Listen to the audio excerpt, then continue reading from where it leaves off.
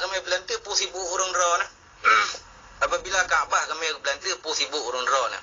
Kaabahnya kan keturunan ro yang pegat. Yang Kaabah mau di Mekah keturunan Long bangsa Quraisy Bani Hashim. Jadi yang pegat Kaabah yang keturunan Long silsilah yang lengkap. Ya, Mbak. Jadi urung ro ni apabila hanan ikut kamu ahlul bait keturunan Rasulullah na wali Allah, kamu menecoknya nah. Wali Allah kena cok Kaabah kena dalam Kaabah kena pindah ke Belanda. Possible urung ro ni ikut senang ni ikut hanan senang baik ni ikut. Ya, Mbak. Nak minta ulama-ulama yang selamat ro nah. Aku coba ulama urung ro yang nak ulama urung ro berarti Kaabahnya suci cok lom mai Mekah lom tu yang dalam Kaabah. Nya lom coba ulama-ulama sanyo. Ya, Mbak.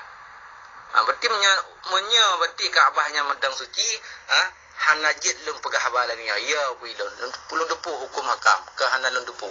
Ya, Mbak. Jadi urung ro ni baik sibuk. Hanaro keturunan urung ro ni yang pegah Kaabah kana. Urung ro ni umat kamu pewaris, kamu keturunan Rasulullah. Tenang ni pegah Kaabah nak tenang. Nak minta guru-guru lain